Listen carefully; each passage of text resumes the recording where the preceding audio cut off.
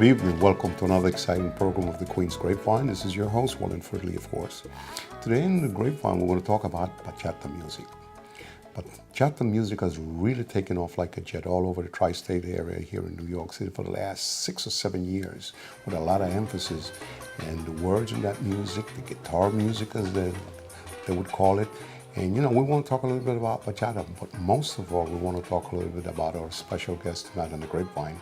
It gives us a great deal of pleasure and, of course, a satisfaction to have a tremendous lady that's doing a lot of bachata music all over the world and who is beginning to make her stamp in this music. I'm talking about Marlyn. Welcome to our show. Thank you for having me. It's a pleasure to have you. One of the reasons we wanted to talk to you a little bit about bachata, we heard so many fantastic things about you. The music that you've put out, the way how the New York area have received you on all over Santo Domingo, and we heard so many fantastic things about you that we had to reach out to get to you. And I know you're quite busy, but we thank you for allowing us the time to talk about your music. How did you get started in bachata music?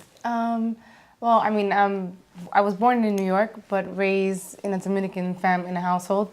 So bachata has been always prevalent in our household. But I got into it because my cousin, he was in a group and they needed a girl to sing. And so I started with them, and then I was in a girl group, a bachata girl group called Girls Talk. And then just last year I decided, we took different routes, and I decided that I felt like women aren't very well known in the bachata world, or maybe the music isn't taken as strongly. So I felt like I have a goal that I have to reach, and I said I'm gonna continue this as a solo artist, and I'm gonna make my mark in this world of bachata. Oh, that's good to know. So has it started taking a mark for you in the bachata world? Absolutely. For a long time, I was kind of like stagnant as far as where would I go next, and I got signed to a great label called Meadow Park Music, and they have been pushing the music. I have a video, and I've done a lot of media stuff, so that, and the song is all over the world. Like you said, the song has reached Argentina, has reached many parts of the world. So I've been interviewing with all these people, and it just feels amazing to know that after all this hard work, it's paying off finally. Let's go back a little bit. Let's talk a little bit about Girl Talks, this group. How many members were in the group? How did they get started? And what did it do for you at the beginning? Well, Girls Talk was a duo. Actually, the girl that sang with me, her name is Judy Santos, and she sang Obsesión for Aventura. She did Angelito. So we started that a few years back. We traveled a lot. We would open up. We were managed by Toby Love's manager. So we traveled with him everywhere. We went to Colombia. We went to Ecuador, and it was a great experience. It just, I think creatively we were in two different spaces, and it was an amazing journey with her. But things change, and well, like anything else, both of you have grown in this music, and it goes without saying that what we have read about you, what we've seen about you, the videos, and more importantly, the radio stations and pushing the music. And the only reason for radio stations and pushing the music is because you're pretty good at what you do, the lyrics, the feeling that you put in it.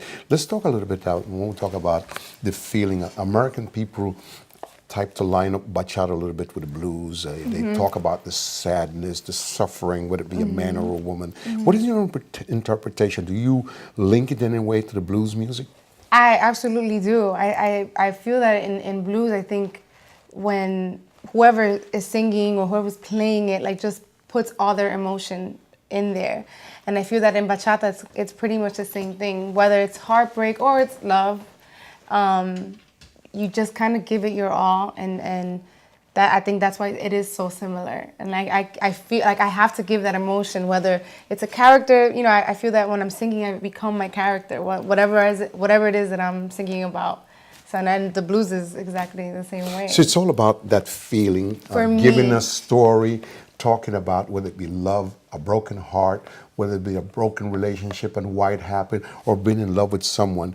And do you feel it when you sing it? Absolutely. I feel that if I have to be able to translate that to the audience. I think that so many people look at music as a way of healing, as a way of moving on and all of that. So I feel that when you sing, you have to, especially bachata, like it just comes from some place deep inside. From the heart. Yeah. Let's talk a little bit of Colombia. You mentioned going to Colombia. Colombia has been always known as a place where it was a big, predominantly salsa and a little bit of cumbia. How was bachata received in Colombia when you went there? I mean, bachata is very big there too, along with salsa and the vallenato and all of that too. So it was amazing for us because at the time we went to open up for Toby. So for Toby Love, so it was just amazing for them to, he brought us in the middle of his set and just the crowd went insane. I mean, of course, Judy sang Obsesión, so it was so beautiful to see how they just accepted it. Like it didn't feel wrong. It just felt right. It was just an amazing, amazing feeling. I'm amazed by bachata in so many ways. If we go back to the Dominican Republic, which has a tremendous history about merengue and music and all, bachata music was received in the late 50s as a very low-class music. And where all of us was so wrong because it came so far, because every bachata song has a story. Every bachata music, that great guitar, the picking of the guitar, you can feel it unless you're dead. It has a story, it has a feeling, and everywhere, as she mentioned, has been interpreted and love it, and they're into it. When we talk about bachata, a little bit, while you're singing on stage, you see people dancing in the places then where you go when you're in concert? Yeah, I mean, it all depends. I mean, I think it depends on what I'm singing about too. So some people will definitely, like, for example, for Need You Now, there are a lot of couples in the audience, so you see them dancing. But also there's a few other songs that I sing that are very like heart-wrenching, and like people just like sing along with you because they just like feel the pain or they feel the emotion of the song, and it's a pretty exhilarating feeling. That's good to know. Who are some of the bachata singers that you looked up to at the beginning when you got started in this field? Well, when I got into it, Aventura was pretty much the big thing. So we had came up probably just around when they did. But of course, like, Anthony Santo and Luis Vargas, those are all, such impacting people. Teodoro Reyes, like all of these names that like have made bachata what it is. I think Aventura came in and was able to spin it and give it this younger type of feel, which made it relatable to all the youth that were like already into bachata, but now it's different. Like, oh, I can relate to this. Wait a minute, like these are sounds that I know because it's very New York. Well, I think not only that, Aventura was the crossover because they captured a little bit of the pop sensation. And in fact, as she mentioned, they were very young, out of the Bronx, New York kids from the background of Dominican parents and stuff like that. I mean, they took the world by storm and made a humongous difference. So you would have to say that people like Aventura and yourself, which are pretty young, kind of opened up the door for bachata. Yeah, I mean, well, absolutely they did. They were definitely a model that people definitely looked at to like kind of emulate like what they were doing. Like, how can I sound like that? But I think it all boils down to like, what do you feel? Like, how can you as a person make the bachata different? And I think that's what they did. Like, they felt, we're gonna add this sound to it. So, and the people loved it. So now it's about kind of finding your own sound as well. So they tweak it enough to get into the pop section of the American public, and obviously it has been received with open arms. Yes, absolutely. Well, let's talk a little bit. Who does the writing of most of your songs? I am a writer as well, but right now, I think I'm looking and feeling for a different type of writing. So I do look out. I have a lot of friends in the industry who are writers, and I reach out to them. And right now, we're doing that is like a great. I'm so blessed to be able to know so many people that I've been able to reach out to and use them as well for that.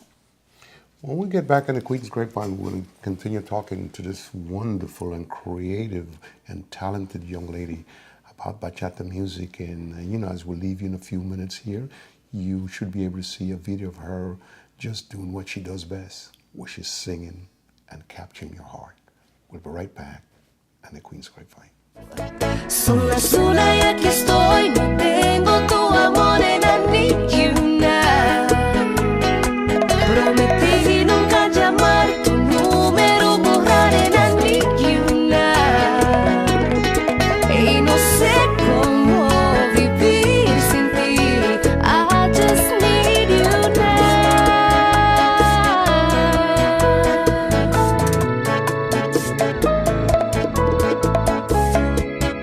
I just need you now. Un trago de whisky, mirando a la puerta estoy, esperando tu regreso. Necesito tu calor. Me pregunto si tú pensarás en mí. En mi mente vives tú. Son las 1 y aquí estoy. No tengo tu amor and I need you now. And we're back here in the Queen's Grapevine talking to this amazing young lady, Marlyn, who's a great bachata singer, born and raised in New York City, interpreting the music of our ancestors from the Dominican Republic. We feel more than an honor to have her here with us. And she has been kind enough to grant us an interview. And I don't know where you are, man, but if you haven't seen this young lady in action, I make a personal challenge to you. Just get on YouTube and see our devoted passion to the music, our devoted words in our songs, and more importantly, the tweak that she has done with the bachata. More importantly, she has incorporated a certain pop into it. Some of our songs are even in English. So there's a great crossover opportunity here for this wonderful young lady. When we talk about writing, when you get a song, what is it that you look for? What is your interpretation? Is there something in your heart that you look for when a writer sings your song? I think sometimes I go by what I'm feeling as well, and I want the audience to be able to relate to what I'm singing about. So a lot of times, like I said, I've been very blessed to know many writers. So they will ask me like, well, what are you looking for? And I kind of say, well, I'm looking for something a little like that is painful or something like that. And then so I said to another writer I just recorded that song. I said, let's do something about love. I think I've done so much about heartbreak. Let's do something about love. So he came back with these amazing lyrics, and I'm just so excited to be able to show this project when it's finished, and it's just very different, but it's just from my heart, and I think that's what the audience always looks to be able to relate somehow and just feel it, that it's real and what I'm singing is real. Okay, that's from one artist coming to you as a writer. What about when you write? What inspires you to write? What do you see? Something that you saw in the audience? Something that you saw on the street? A story? What gives you the creativity? What do you feel to bring out a song when you write on your own? It's curious for me because sometimes I write all the time. Anything that I feel, like I just kind of write it down, I jot it down, and I just kind of do it like that. But, when I go to the studio, depending on the producer that I'm working with at the time, he just starts to play. He'll play something on the piano, and then we'll start talking, and then whatever feeling comes from the music that he's playing, then that'll bring some type of emotion, or I need to let this go, or, I remember that I had a family that I was talking to, and they were, something like that. But I know for a fact that you're working on a project. Can you share with us, or you're allowed to share the project that you're doing right now, and when will it come out? And is there a particular song in that project that draw your attention? Well, the project will be done for next year, 2014. There's all types of music on there. One in particular that I love is the song is called La Mala, and I think it's not exactly like that. We're La Mala, like they would automatically you would assume. It's more about women actually taking over and be like, no, you're not gonna. You're not gonna trample me. No, and maybe that will make me La Mala because I'm not gonna let you do whatever you want anymore. Or I knew your secret, like I just kept, you thought that you had everything taken care of, but I knew. Can you tell our viewing audience in English what is La Mala? Oh, La Mala is the bad girl. So that's what the song is called, The Bad Girl. But it doesn't really. I guess it's a, what do they call that? Like there's a hidden meaning because it's really, double meaning. A double meaning. So to speak. Right. It really isn't like, oh, she's the bad girl, and it's really not that. So let's talk a little bit about that song. You wrote it. Someone wrote it for you. A friend of mine actually wrote it a few years back. So he called me. He was like, the song is available if you still.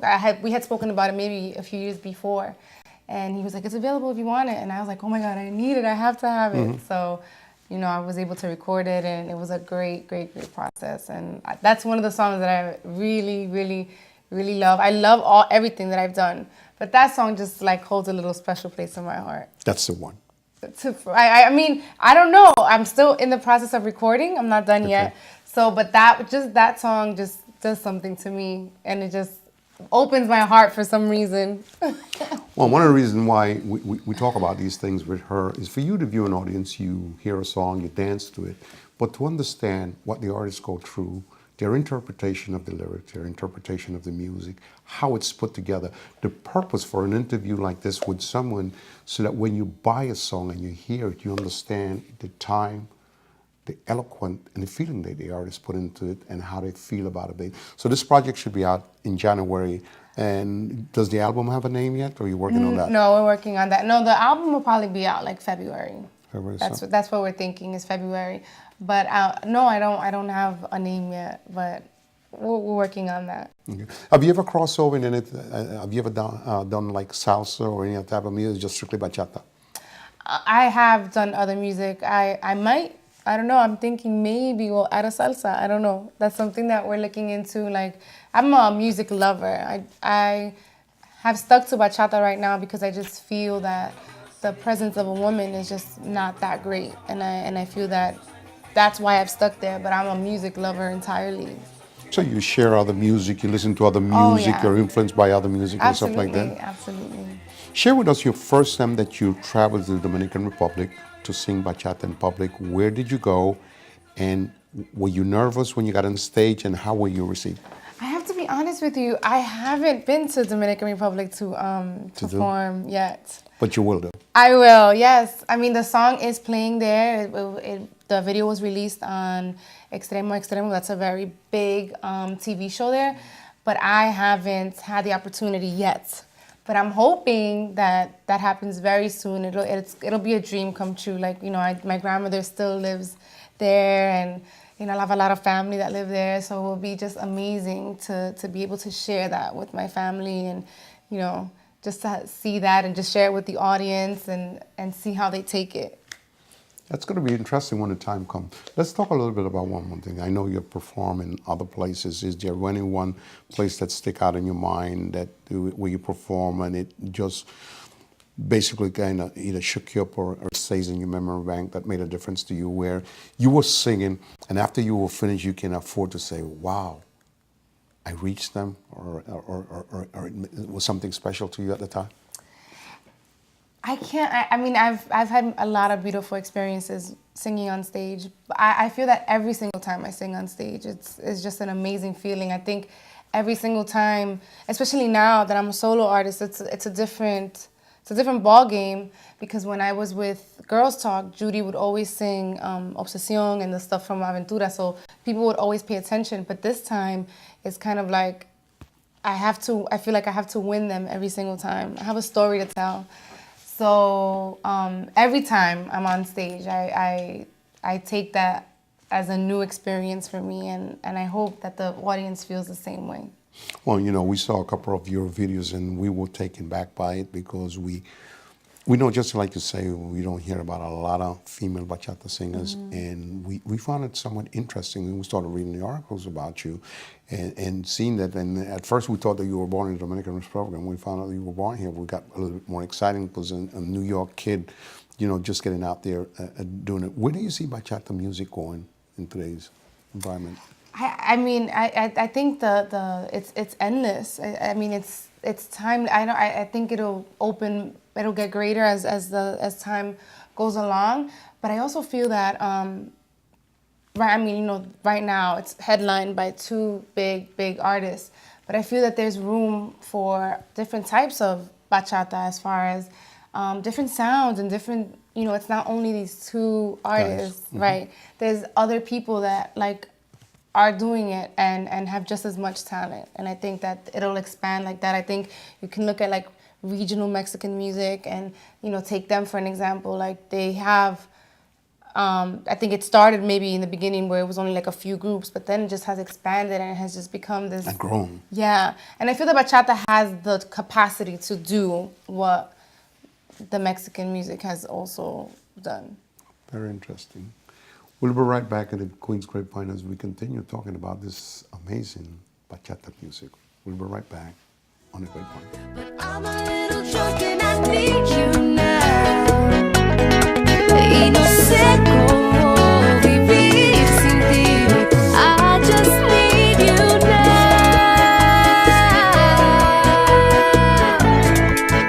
I just need you now.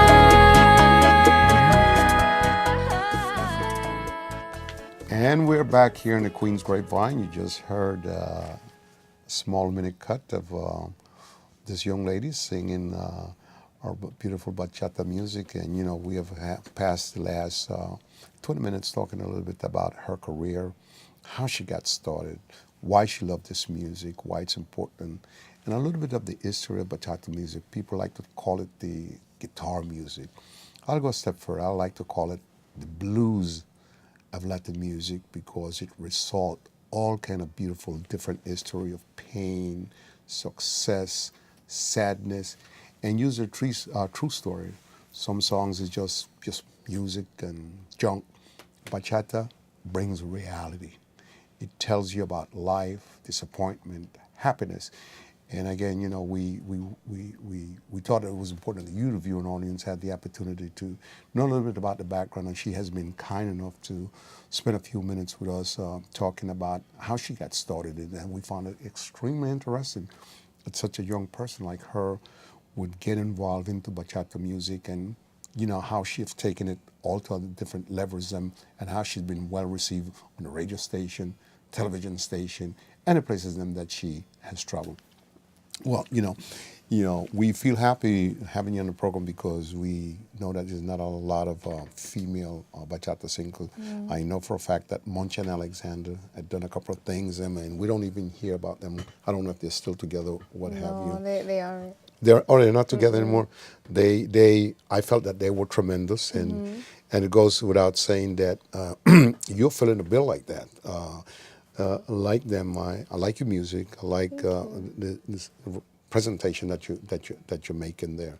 We talked a little bit about your background and how did you get into this. We talked a little about where you see bachata going. Are there any possibility of you ever traveling to the DR to do anything over there? Yeah, I absolutely think that for the new year, when the new single comes out, we're definitely looking into doing a media promotional tour there. So January, I want to say January, February sometime. Have you ever thought about like doing like a duet with anyone in the bachata circle at all? Oh my God, of course. Okay. I mean, there's so many people that, you know, you look up to and that you would love to collaborate with. I would love to one day do a song with maybe Luis Vargas. And I would also love to do a song with Romeo, you know, the big... From Aventura. Yeah. Well, you just mentioned two humongous giants here, Yeah. Romeo and Luis Vargas. These guys have made such a big difference in the bachata music. Do you have any idea why some people call it the guitar music? Is it because the constant sound of the guitar? Or I think so. I mean, I remember my mom saying that, like, that's just how you heard it. Like, it was just such a painful music back then. She said that she would remember, like, people, like, even in, like, they wouldn't play it on the radio, but you would see, like, in the little bars around where she lived, that they, you know, that's what they played. It was just the guitar, but they added this extra sound to it, which made it bachata. Yeah. When you got involved in it, okay, did your mom or your dad ever sat down and told you the history about it from many moons ago, or they never did, or you just read about it eventually? No, I remember my mom always saying that her stepfather would listen to it, but it was like not something that you were supposed to be listening to. It was a big no-no back then. Yeah, it was a very big no-no. Like, my dad never really spoke too much about it, but my mom always would say that eso no se escuchaba, like you couldn't listen to that, and it was such a low-class type of music, and only in those bars, and, you know, it was just a low-class type of music. Well, amazingly, people like Luis Vargas Anthony Santos, and of course Aventura made such an impact at it that is out. When was the first time, in your recollection, that you kind of noticed bachata and you just said, there was a time, a place? It was definitely, it was when my cousin approached me. I had always listened to it. I could remember like hearing Anthony Santos, the first CD. We were like at a family party, and I was like, "What is this?" And but then of course you fall in love with it, and then right, I think when my cousin came and said, "Hey, we need a girl. You want to sing with us?" And I was like, "Okay." So when I did that first show, I was like, "Wait a minute, like I think I like this. I think I want to do this." So that was the moment. Like I can remember that like it was yesterday. And also, not only that, the music. If you're an audience, ever watch people who really truly can dance bachata, and I mean really dance bachata, and you see the steps, you're totally amazed by people who really knows. And as a duo dance, and it's a fantastic dance, wouldn't you say? I have to agree. I actually was very lucky, and I did what's called the Bachata Congress. So these people come from all over the world to dance bachata. Like, I mean, it's this big deal. I did it in Washington, D.C., and I did it here in New York as well. So, I mean, people like from Germany, from all parts of the world, like, I was like, I don't even dance like that, and I'm Dominican. So, I mean, they take great pride in, like, learning how to dance bachata, and it's such a big deal to them. It was just, I mean, amazing to watch. Well, we have approximately maybe about a minute. Is there a message that you would like to, one, give to your beautiful audience, two, to any youngster watching this program and know that you have worked your way up into the bachata music and stuff like that? Is there a message that you would like to give our viewing audience and the youngsters out there? I think the biggest message I can give is just never give up. I think many times, even me, like I've doubted myself and I've questioned myself. And I've said it's too hard, but something keeps me going. And I think that in life, in general, I think that everybody has a reason, a purpose, and you just have to keep going. Don't give up.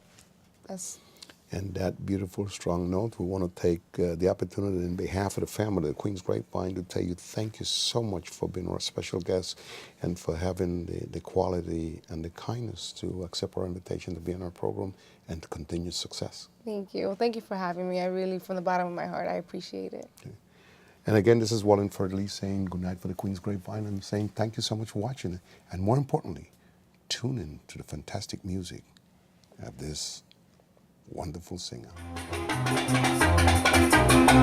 De tanto andar, una madre de un niño, de poca edad, de baja estatura, de pelo rizado, de un cuerpo adorable, yo nací.